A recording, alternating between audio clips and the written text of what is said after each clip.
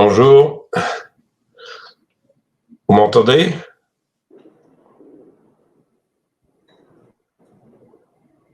Allô? Bonjour Eric. Oui, bonjour. Très bien. Vous voyez ma présentation? On vous voit, c'est très bien, c'est parfait. On vous laisse la parole. Hein. Oui. Le bonjour changé, beau. J'espère qu'à Montpellier, il fait beau aussi. Il fait un peu frais. Hein. Très bien, je vous remercie de m'avoir invité à partager ce moment avec vous. Donc, je suis désolé de ne pas être sur place, mais j'étais engagé par ailleurs à un autre déplacement. Donc, écoutez, je vais essayer de répondre au sujet que vous m'avez donné, donc sur l'insulothérapie dans le diabète de type 1, un paysage en constante évolution. Pour les diapositives, c'est bon? Vous les voyez comme il faut?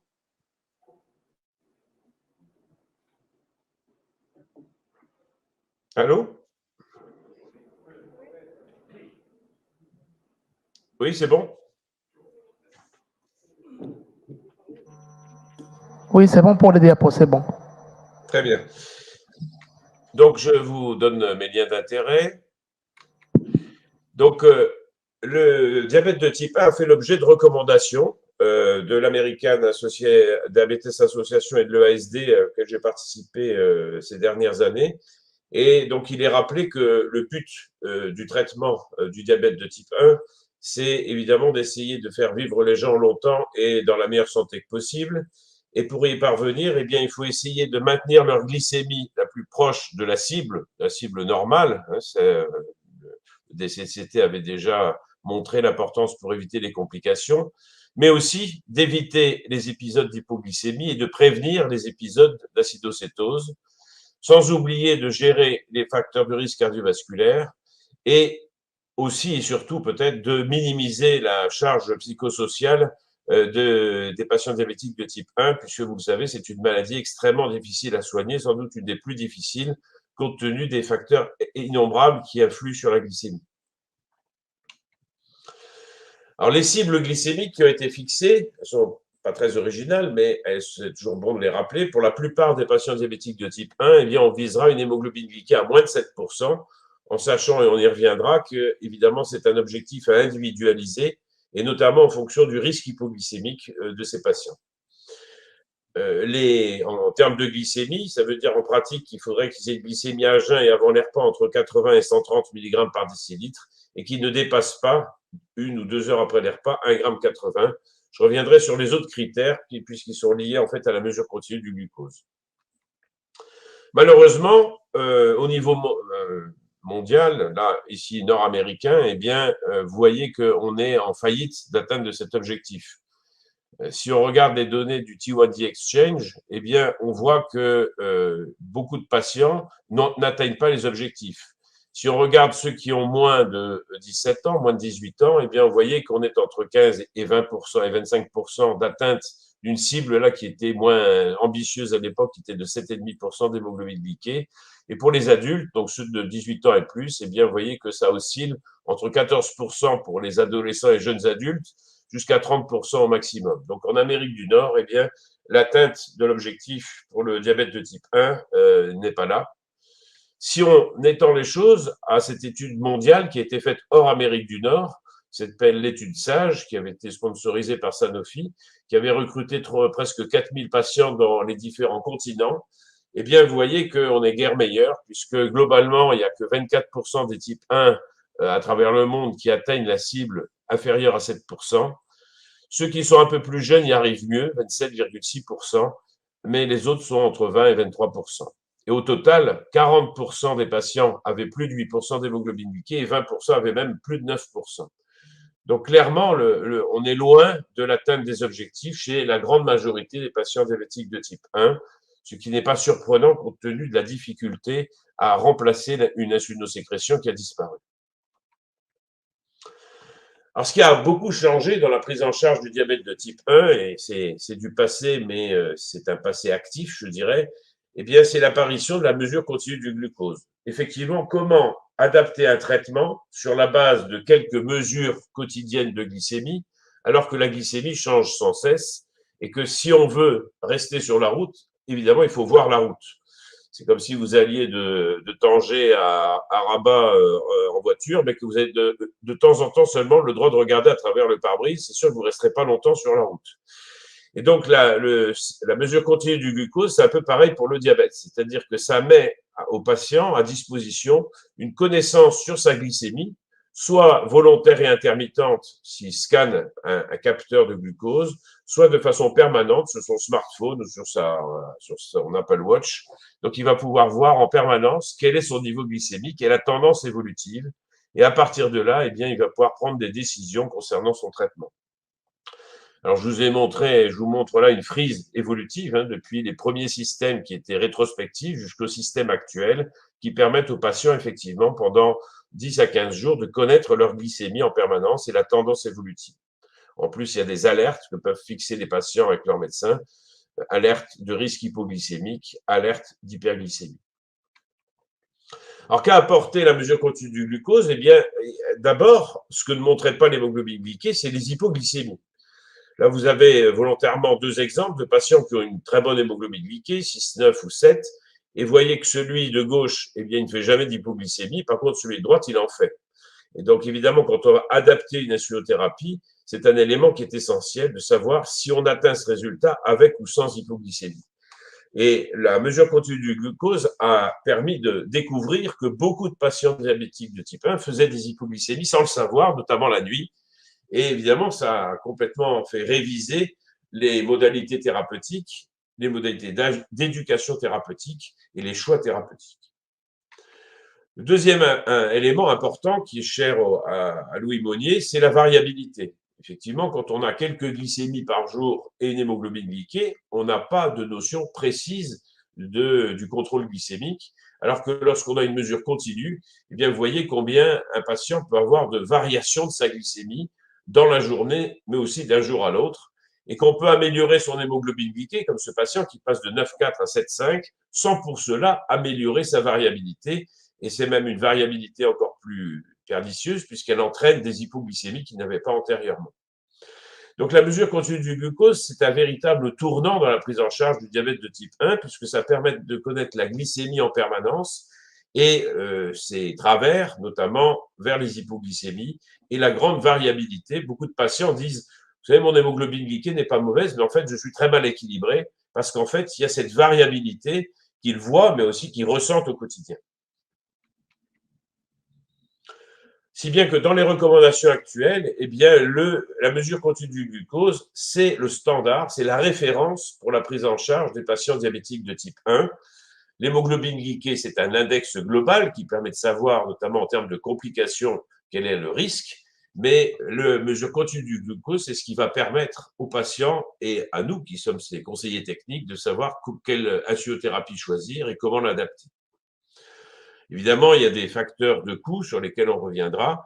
Il y a des facteurs de choix et certains patients qui ne veulent pas connaître leur glycémie, mais qui veulent l'avoir à disposition. Donc, le système qui sera choisi, ça dépendra du coût, de ce qui est remboursé et des préférences du patient. À partir de là, on a pu introduire des données nouvelles de référence, c'est-à-dire puisqu'on a des données en permanence, eh bien, on va pouvoir définir quels sont les objectifs et on va vouloir pour la plupart des patients diabétiques de type 1 et de type 2 d'ailleurs, qu'ils passent au moins 70% du temps avec une glycémie dans une fourchette proche de la norme qui a été définie entre 70 et 180 mg par décilitre. On veut aussi qu'ils passent moins de 4% du temps en dessous de 0,70 g par litre et dans ces moins de 4%, et qu'il y ait moins de 1% en dessous de 0,54 g par litre. Ceux qui sont plus fragiles, plus âgés, compliqués, on sera moins exigeant, on visera qu'ils passent 50% dans la cible normale et surtout qu'ils ne fassent pas d'hypoglycémie. Et puis, il y a des critères aussi pour les grossesses qui sont d'ailleurs moins solides que les autres références. Ce qui est important, c'est qu'à chaque fois que le patient va pouvoir gagner 5% dans la cible, eh bien, on estimera que c'est un bénéfice cliniquement significatif. Alors, il y a une certaine corrélation entre cette cible 70-180 mg par décilitre et l'hémoglobine glyquée. Lorsqu'on dit 70%, vous voyez qu'en fait, ça veut dire une hémoglobine glyquée en moyenne aux alentours de 6,7%, donc proche de 7%. Donc, ça, c'est pas complètement imperméable, mais on voit que la connaissance du temps dans la cible, du temps en dessous de la cible, va apporter de la précision sur l'information concernant l'équilibre du patient et évidemment pour les conseils qu'on va lui donner. C'est important de souligner aussi qu'on a redéfini les hypoglycémies chez les patients diabétiques de type 1. En fait, on parle à partir de 0,70 g par litre d'alerte hypoglycémique. C'est-à-dire que la glycémie est trop basse, le patient peut avoir des symptômes, mais il n'y a pas de conséquences cérébrales à cette valeur hypoglycémique. Par contre, on sait, d'après des travaux qui ont été faits justement pour définir les seuils de toxicité cérébrale, eh bien qu'en dessous de 54, eh bien, il y a de fortes chances que ce patient va avoir des conséquences cérébrales de neuroglycopédie. Et donc, ce sont ces hypoglycémies qui sont cliniquement importantes, c'est celles qui sont en dessous de 54, où il va y avoir une souffrance cérébrale et au pire un risque de coma. Les hypoglycémies sévères ne sont pas définies par une valeur, mais par la nécessité de l'aide d'un tiers. Ça avait été défini à l'époque du DCCT. Donc, lorsque le patient ne peut pas se resucrer lui-même, eh bien, c'est considéré comme une hypoglycémie sévère, quel que soit le niveau. Alors maintenant, lors des consultations de diabétologie du diabète de type 1, eh bien, on ne peut plus se passer de ce type de résumé. Donc, on va télécharger les données du CGM du patient et on va avoir, donc au moins sur 14 jours, mais si on veut, on peut sur des durées plus longues, on va avoir justement une photographie du contrôle glycémique de ce patient diabétique de type 1. Là, par exemple, vous avez l'exemple d'un patient qui est que 46% du temps entre 70 et 180 mg par décilitre, donc il est très en dessous des 70. Il passe beaucoup trop de temps en hyperglycémie, 44%, et aussi pas mal de temps en hypoglycémie, puisqu'il a 5% en dessous de 70 et 5% même, enfin même 10% en dessous de 70, dont 5% en dessous de 54. Et vous avez par ailleurs, donc bon, sur la droite, la glycémie moyenne, une estimation de l'hémoglobine glyquée. Alors, il faut bien comprendre que c'est une estimation d'après les données actuelles. Ça ne correspond pas à la glycémie qui est mesurée au laboratoire, qui, elle, va rendre compte de ce qui s'est passé au cours des 3 derniers mois. Mais ce qu'on appelle le GMI, le Glucose Management Indicator, ça dit quelle serait l'hémoglobine glyquée, quelle sera dans 3 mois son hémoglobine glyquée s'il maintient l'équilibre actuel que l'on a d'après les données téléchargées. Et puis, il y a un index de variabilité qui indique justement la notion de variation du glucose et de risque hypoglycémique. En principe, il ne faut pas dépasser 36%, et bien, le patient est à 45%, donc il a une forte variabilité. L'image dessous vous confirme cette variabilité. On voit qu'on a une ligne moyenne en très plein, mais on a des nuages autour de cette ligne qui sont très larges, indiquant que ça varie beaucoup d'un jour à l'autre. Et on voit en particulier qu'il y a des hypoglycémies nocturnes. Alors, ça ne suffit pas pour prendre une décision thérapeutique, puisqu'il y a cette grande variabilité, et on peut voir dans le détail, au jour le jour, quelles sont les variations de la glycémie, et identifier si certains jours sont particulièrement variables ou associés à des hypos ou des hyperglycémies. Donc, la prise en charge en consultation du diabétique de type 1, aujourd'hui, c'est ça. C'est-à-dire qu'il faut qu'on ait une photographie de son contrôle glycémique actuel, récent, et puis l'hémoglobine glyquée qui donne une estimation du risque pour le futur. Donc ça, c'est pour le diagnostic, pour la photographie du patient qu'on a en face de soi. Et c'est vrai qu'on est assez démuni maintenant quand on n'a pas ces données parce qu'on va avoir des données très, très partielles, très parcellaires qui vont rendre la décision thérapeutique difficile. Alors le traitement du diabète de type 1, donc ça vous représente la physiologie. La physiologie, c'est que la glycémie est maintenue dans une zone qui est entre 0,70 g et 1,40 g par litre, c'est la ligne rouge. Et pourquoi? Eh bien parce que à chaque fois qu'on va prendre un repas, il va y avoir un pic d'insulinosécrétion qui va empêcher la montée glycémique au-delà de cette valeur. Donc, lorsqu'on va prendre en charge un diabétique de type 1, on va essayer de restaurer ce qu'il a perdu, c'est-à-dire ces pics bleus qui empêchent la ligne rouge d'aller vers l'hyperglycémie. Pour ça, donc, il faut couvrir des besoins de base, c'est-à-dire à distance des repas ou en postprandial tardif, et donc c'est ce qu'on va appeler l'insulinothérapie basale, et d'autre part, apporter de l'insuline au moment des repas pour faire en sorte qu'il y ait suffisamment d'insuline dans le sang pour que la glycémie ne monte pas trop haut. Donc, ça définit ce qu'on appelle le schéma d'insulinothérapie basale bolus. Donc, maintenant, c'est une référence dans le diabète de type 1 Effectivement, si vous vous rappelez autrefois les mélanges qu'on faisait de rapide et d'insuline lente, on voit mal comment ça peut reproduire la physiologie. C'était peut-être commode parce qu'on faisait pas beaucoup de piqûres, mais c'était très loin de ce que fait la nature et les objectifs et les résultats d'ailleurs étaient pas à la hauteur. Il y avait notamment beaucoup d'hypoglycémie pour obtenir des glycémies pas trop hautes. Donc le schéma thérapeutique de référence pour le type 1, ça c'est le basal bolus. Donc on va le voir soit par multi-injection, soit par une pompe. Donc par des injections, ça veut dire qu'on va injecter un analogue de l'insuline d'action prolongée qui va durer 24 heures, qu'on fait en général le soir, mais qui peut se faire le matin aussi, et qui va donc assurer les besoins si le patient ne mange pas, c'est-à-dire les besoins de base, l'insuline pour vivre. Et au moment des repas, le patient va s'injecter une insuline d'action rapide. Donc maintenant, ce sont des analogues d'action rapide de l'insuline qui vont donc permettre d'éviter la montée glycémique, mais on va voir qu'il y a encore pas mal de limites à la parfaite reproduction de la physiologie avec ces analogues rapides. Ce qu'on sait, c'est que si on combine les analogues longs et les analogues rapides, eh bien, on améliore l'hémoglobine glyquée et on réduit en même temps les hypoglycémies, ce qui est le challenge lorsqu'on prend un type 1. On veut qu'il s'approche de la norme en termes d'hémoglobine glyquée, mais on ne veut pas qu'il fasse trop d'hypoglycémie. Alors, les analogues rapides, résumés sur cette diapositive, font mieux que l'insuline humaine ordinaire que l'on connaissait, hein, qui apparaît dans ces graphes sur la ligne marron. Vous voyez que les taux d'insuline montaient tardivement et péniblement dans le sang et surtout restaient trop élevés longtemps. Si on regarde les trois analogues actuellement disponibles, en violet la Lispro, en orange l'Aspart, en vert la glulisine, vous voyez que le pic d'insuline est beaucoup plus rapide et ce pic disparaît ensuite, ce qui fait que a priori, on va pouvoir approcher donc des taux d'insuline plus proches de la physiologie lorsque on va prendre un repas. Néanmoins, c'est quand même trop lent. Et lorsque on s'intéresse à la variation glycémique qui suit l'injection d'un analogue, comme dans cette étude ici, eh bien, on voit que pour que le patient reste dans l'intervalle cible, c'est-à-dire ne dépasse pas 1,80 g par litre en postprandial, eh bien, en fait, il faut faire l'injection 15 minutes avant, parce que même si ce sont des analogues d'action rapide, ils ne sont pas si rapides que ça, et donc il faut qu'il y ait une imprégnation insulinique préprandiale pour que la glycémie soit contrôlée. Si on le fait juste avant le repas, c'est pas assez, on fait une hyperglycémie postprandiale. Si on le fait trop tardivement aussi, et si on le fait après le repas, là, c'est pas représenté sur la figure, mais c'est malheureusement une pratique courante. Il y a beaucoup de patients qui font leurs insulines rapides après les repas.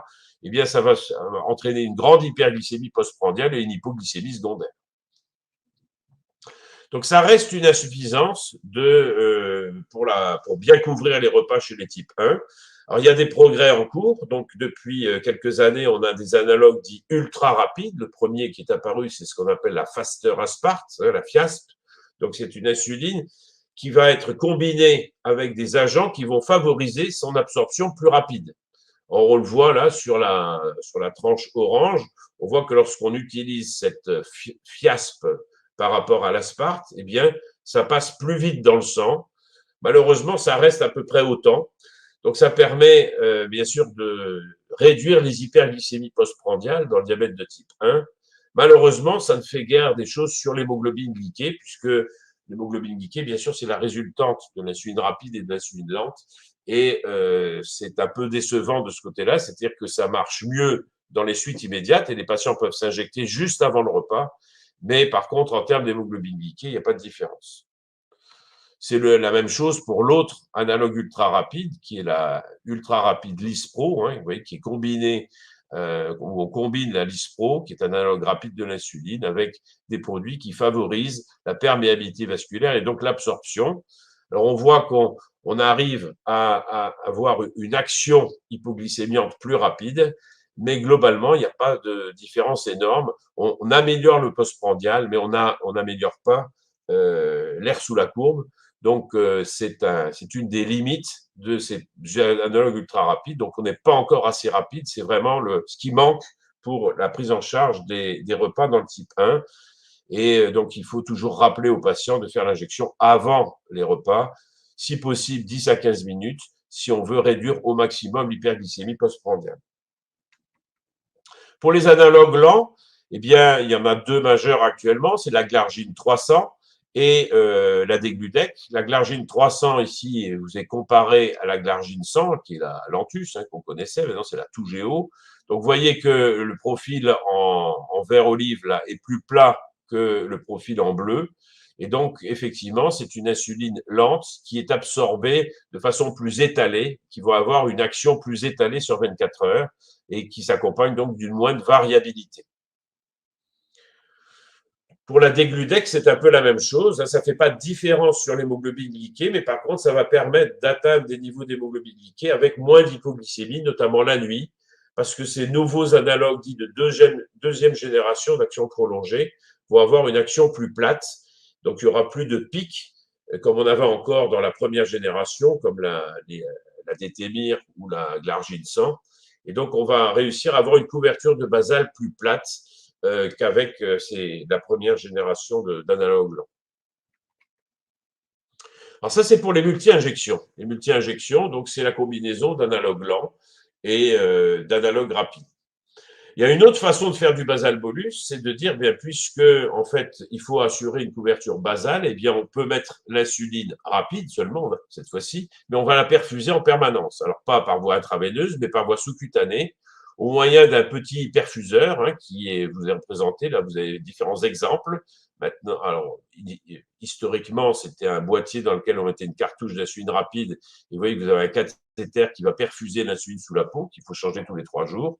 Maintenant, on a ce qu'on appelle des pods, c'est ce qui apparaît en bas de la diapositive, c'est-à-dire que vous avez l'insuline qui est mise dans une pompe jetable et c'est une petite canule qui va sortir directement de la pompe qui va perfuser l'insuline. Donc, ça a beaucoup de succès actuellement. Alors, les pompes à insuline se développent parce qu'elles sont commodes puisque on va évidemment s'injecter, se piquer que tous les 3 jours et ça va permettre justement de moduler l'apport de base d'insuline, ce que ne peut pas faire un analogue lent. Lorsqu'on injecte de la Degludec ou de la Glargine 300, on est parti pour 24 heures, on ne peut pas la retirer. Alors qu'avec une pompe, on peut changer le débit, et donc on peut modifier l'apport d'insuline au cours des 24 heures. Alors les bonnes indications, c'est des cas comme ça, c'est quand vous avez une forte variabilité basale. Parce que quand on a une forte variabilité basale, même si on prend le meilleur analogue d'action prolongée, eh bien, on n'arrive pas à couvrir les besoins à certaines tranches de la journée et à d'autres. Donc, les patients qui ont une variabilité basale, eh bien, avec les analogues lents sous injection, sont de bonnes indications de pompe. Après, il y a des patients qui préfèrent les pompes pour des raisons de confort, c'est une autre question, mais sur le plan médical pur, c'est vrai qu'un patient chez qui on n'arrive pas à stabiliser la glycémie avec les analogues lents, les pompes apportent un bénéfice. Et ça se comprend, puisque comme on le montre sur cette diapo, eh bien, on peut changer le débit de base par tranche horaire. Et donc, lorsque le patient va avoir besoin de plus d'insuline, par exemple sur la fin de nuit, eh bien, on peut accélérer le débit de la pompe. Si par contre, il a besoin de baisser les besoins parce qu'il va faire du sport ou parce que c'est une période de la journée où il a besoin de moins d'insuline, eh bien, la pompe automatiquement baissera le niveau de perfusion. Pour les repas, il n'y a pas de grande différence puisqu'on utilise dans les pompes les analogues d'action rapide. Donc, les règles des bolus pour couvrir les repas sont les mêmes que pour les injections d'insuline rapide. Il faut les faire avant les repas et on a toujours une imperfection d'action par rapport à ce que fait la physiologie. En tout cas, les pompes ont montré qu'elles permettaient d'obtenir des niveaux d'hémoglobine glyquée avec moins d'hypoglycémie, moins de variabilité dans la journée et moins de variabilité d'un jour à l'autre. Et puis après, il y a le côté préférence du patient qui intervient, et ça, on y reviendra sans arrêt. Hein. Si vous lisez toutes les recommandations du type 1, on a beaucoup insisté là-dessus. Ce qui compte, c'est l'avis du patient. C'est un traitement lourd à faire au quotidien. Et donc, l'avis du patient est essentiel. C'est vraiment un traitement centré sur le patient. Alors, les pompes ne sont pas miraculeuses. Si on regarde cette étude qui a été publiée il y a quelques années du bénéfice que l'on obtient avec un traitement par pompe sans mesure continue du glucose, par rapport à des multi-injections avec mesure continue du glucose ou alors avec une pompe et une mesure continue du glucose, eh bien, vous voyez que ce qui fait la différence, c'est plus le fait de connaître sa glycémie en permanence que le fait d'avoir une pompe. Si vous regardez les histogrammes noirs, certes, sous pompe, ça diminue. On passe de 8,4 à 7,9 en un an. Mais si vous avez des multi-injections et une mesure continue du glucose, vous arrivez même à un meilleur résultat, puisque vous arrivez à 7,2 d'hémoglobine glyquée, un résultat qui est à peu près similaire à celui de la pompe et de la mesure continue du glucose. Donc actuellement, dans la prise en charge du type 1, si on en a un patient qui a des difficultés, il vaut mieux d'abord lui prescrire une mesure continue du glucose et ensuite, si besoin, de lui mettre une pompe. Mais s'il a une bonne vision de sa glycémie et des insulines d'action longue ou rapide qui sont fiables, qui sont reproductibles, eh bien, il peut avoir des résultats aussi bien qu'avec une pompe. Après, c'est une question de choix personnel de préférer les multi-injections ou une pompe. L'intérêt de la mesure continue, bien sûr, c'est que, bien sûr, ça donne des renseignements quand on voit le patient, mais surtout, ça lui donne des renseignements au quotidien. C'est-à-dire que le patient, il va connaître sa glycémie et la tendance. Est-ce qu'il est bien dans la cible et ça monte ou ça descend ou c'est stable? Et donc, ça a permis de réviser l'éducation thérapeutique, c'est-à-dire qu'au patient, on lui apprend à interpréter les données de sa mesure continue du glucose.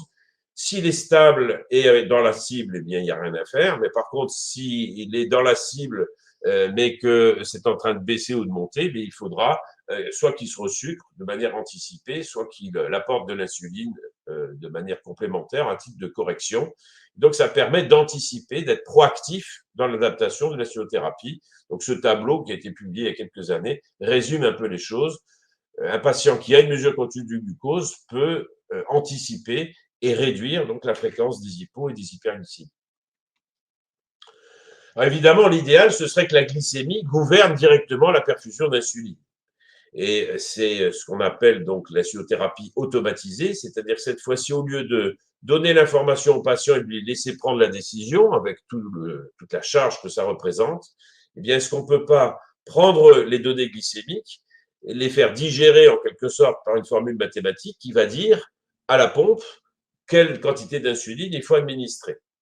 Alors, c'est compliqué, évidemment, et donc c'est une démarche étape par étape qui fait qu'au fur et à mesure des années, eh bien, on est parti de mesures continues du glucose qui arrêtaient la pompe en cas d'hypoglycémie, puis en cas de prédiction d'hypoglycémie, et puis maintenant qui corrige les hypos et les hyper, qui les préviennent.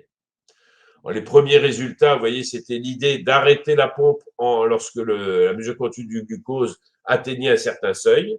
Donc, c'est bien puisque ça permet effectivement de réduire la durée et la profondeur des hypoglycémies. Ça ne les supprime pas puisque l'algorithme va arrêter la pompe lorsque ça franchit un certain seuil. Donc, il faut mettre un seuil pas trop bas, évidemment, parce que comme la mesure continue du glucose a du retard, puisque c'est une mesure interstitielle, si on met un seuil trop bas, bien, le patient il sait déjà qu'il est en hypoglycémie quand ça s'arrête.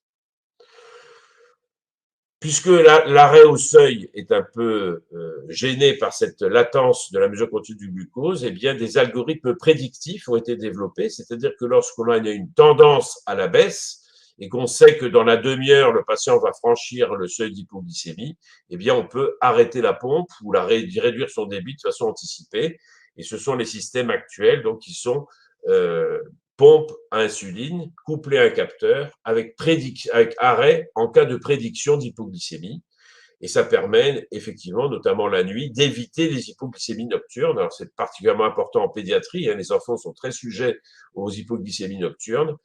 Et on voit dans cette étude qu'effectivement, la courbe noire, là où on a utilisé ce système par rapport à une courbe grise où on avait une pompe et un capteur sans cet algorithme, eh bien on réduit le pourcentage de nuit avec des hypoglycémies. Évidemment, la conséquence, c'est qu'on va élever la glycémie moyenne et c'est pour ça que ça traite, ça protège vis-à-vis des hypoglycémies, mais ça n'améliore pas obligatoirement le niveau d'hémoglobine glyquée. Pour améliorer l'hémoglobine glyquée et réduire le risque hypoglycémique, eh bien, il faut une boucle fermée complète, c'est-à-dire que la mesure continue du glucose est traitée par un algorithme de contrôle qui va moduler le débit de la pompe en l'accélérant en cas d'hyperglycémie ou en l'arrêtant en cas d'hypoglycémie. C'est ce qu'on appelle vulgairement le pancréas artificiel. On verra que ce n'est pas complètement automatisé, mais en tout cas, pour programmer l'insuline de base, pour contrôler l'insuline de base, eh bien, ça marche. Alors, on est rentré dans le futur depuis quelques années, puisque maintenant, on a effectivement des pompes qui sont couplées à des capteurs avec des algorithmes. soit des algorithmes à bord du système, comme dans le système Medtronic 780 ou le Tandem Control IQ.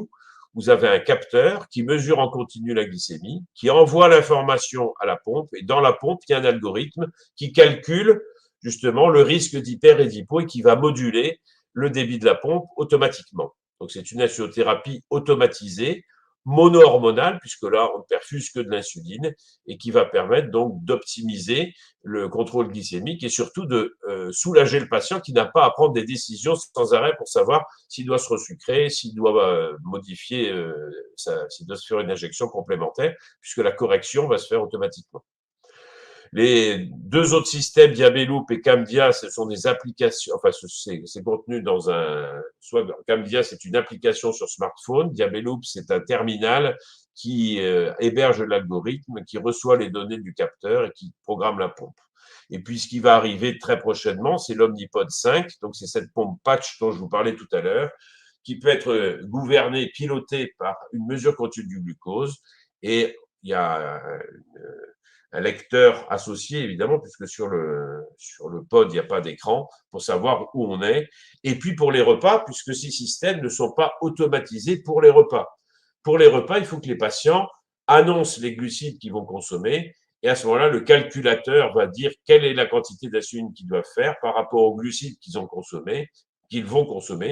Et puis, quelle est l'insuline de base qui est active. Et donc, c'est des systèmes qui sont dits hybrides, c'est-à-dire que c'est automatique pour le basal, mais pour les repas, il faut que les patients sachent compter les glucides et les annoncent.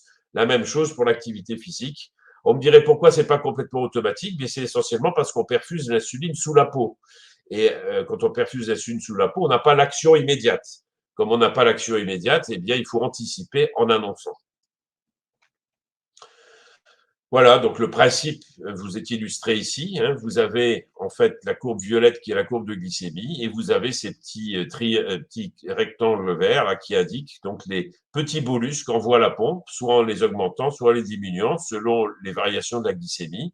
Au moment des repas, il faut que les patients donc s'envoient un bolus, enfin, qui est calculé par un calculateur, mais qu'ils annoncent les glucides. Et vous avez des systèmes de sécurité, notamment vis-à-vis des hypoglycémies, qui vont pouvoir arrêter la pompe, le débit de la pompe en cas d'hypoglycémie. Alors, ça marche pas toujours. Sur la droite, vous voyez que la chute est tellement rapide que, eh bien, on peut pas empêcher l'hypoglycémie. Mais par contre, le système va annoncer au patient qu'il peut plus rien faire et que c'est au patient de se resucrer. Donc, il y a quand même des alertes de sécurité. Alors, ça donne ce genre de choses-là. Donc, on télécharge non seulement les données de mesure continue, mais ce que la pompe a envoyé d'insuline. Donc, évidemment, si le patient est dans la zone verte, là, c'est très bien. Vous voyez que de temps en temps, eh bien, les annonces de glucides n'ont sûrement pas dû être très bonnes puisque on a des hyperglycémies. Et donc les histogrammes turquoise, c'est ce que le calculateur de bolus a fait administrer. Et les petits histogrammes bleu marine, c'est lorsqu'il y a eu un complément qui a été donné par le système parce qu'on était en hyperglycémie. L'intérêt, bien sûr, c'est que si le patient se trompe dans son annonce de glucides, eh bien, il va y avoir une correction automatique et il va revenir en normoglycémie au repas suivant. Et puis, vous comprenez que ça marche très bien la nuit, puisque la nuit, on mange pas en général, et que donc, on va se lever pratiquement tous les matins avec une glycémie normale. Et ça permet, vous voyez, d'atteindre des temps dans la cible, vous voyez, plus de 80% de temps dans la cible la nuit, le matin. Dans la journée, ça s'effiloche parce que ça va dépendre, évidemment, de la qualité d'information sur les glucides consommés et les activités physiques. Ça, c'est un autre système, Medtronic, qui donne à peu près la même chose. Donc, l'ensemble des études qui ont été faites avec ces systèmes montrent qu'on est face à des systèmes qui sont très efficaces, puisqu'on va gagner 10% du temps passé dans la cible. Et pourtant, c'était déjà des patients qui n'étaient pas si mauvais que ça, puisqu'ils avaient entre 7,4 et 8,3, c'est pas terrible, mais ceux qui étaient dans les 7% d'hémoglobine glyquée. Et ils gagnent quand même 10% de temps dans la cible en moyenne. Et surtout, ils réduisent de moitié le temps passé en hypoglycémie. Donc, c'est l'anti-DCCT. Dans le DCCT, quand on visait la normoglycémie, on augmentait les hypoglycémies. Là, on améliore le temps passé dans la norme et on réduit le temps passé en hypoglycémie. Si on rajoute ça, puisque pour revenir à l'efficience, effectivement, il faut l'avis du patient. Les patients sont évidemment très emballés par ces systèmes. Il y en a très, très peu qui abandonnent, à condition d'être prééduqués. Il faut que les patients sachent que ce sont des systèmes hybrides. Il faut qu'ils sachent compter les glucides. Il faut qu'ils sachent maîtriser le système. Mais s'ils ont satisfait à cette éducation thérapeutique, ils ne veulent plus revenir en arrière puisqu'ils sont très soulagés de beaucoup de décisions qu'ils devaient prendre avant d'avoir un système automatisé. Alors, c'est valable chez les adultes, mais chez les enfants aussi. Là, vous avez l'exemple d'une étude qui a été faite, coordonnée par Montpellier, donc chez des enfants qui ont adopté ce type de système. On leur a mis au départ la boucle fermée que la nuit ou 24 heures sur 24, c'était randomisé, contrôlé. Vous voyez qu'en mettant même que la nuit, eh bien, on passait de 55 à 64% du temps dans la cible. Ceux qui l'avaient 24 heures sur 24 passaient de 52,9 à 67,3. Et lorsqu'ils sont tous passés 24 heures sur 24 en boucle fermée, eh bien, ils se sont tous retrouvés à presque 70% dans la cible. Alors que les enfants ont des glycémies extrêmement variables.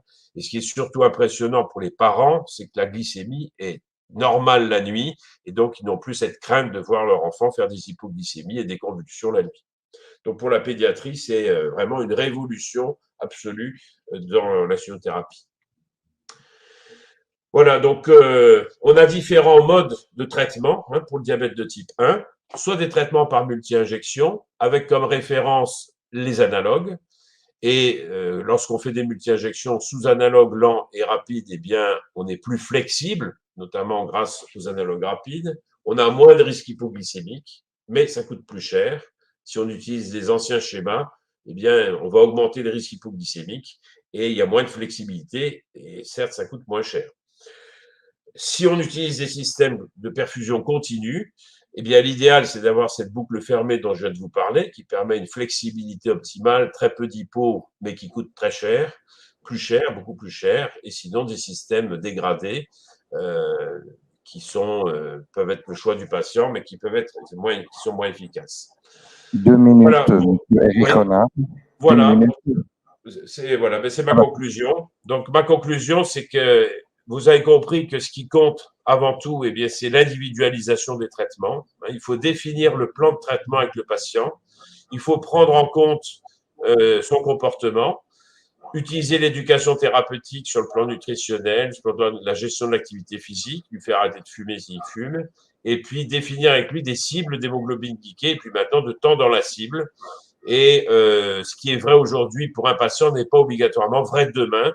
Donc, ça rejoint ce que vous disiez, Louis Monnier, en introduction. C'est vraiment centré sur le patient. C'est une individualisation du traitement. On sait quels sont les objectifs que l'on cherche, mais il faudra bien sûr les ajuster au patient et chez le même patient au fil du temps en fonction de ses activités et de ses souhaits. Voilà, je vous remercie beaucoup pour votre attention. Merci beaucoup. On enchaîne avec professeur Boulisso.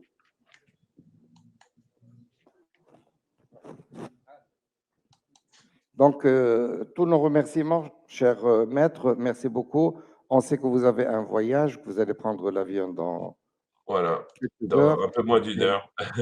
Oui, dans moins d'une heure. Et donc, on vous souhaite bon voyage et je vous dis à très bientôt au congrès de la SFD parce qu'il se passe chez vous. Exactement. Le président. Et donc, nous, l'ADN, nous sommes partenaires de la SFD. Et donc, on comptera, Inch'Allah, assister avec vous, quoi qu'il est à cheval entre 2 mois sacrés qu'on a donc et le début du mois de Ramadan. Mais on fera de la sorte qu'on assiste avec vous. Et je vous remercie pour votre participation à notre 9e congrès et à très bientôt. Oui, c'était un plaisir et vous serez bienvenue à Montpellier. Bonne fin de congrès. Au revoir. Au revoir.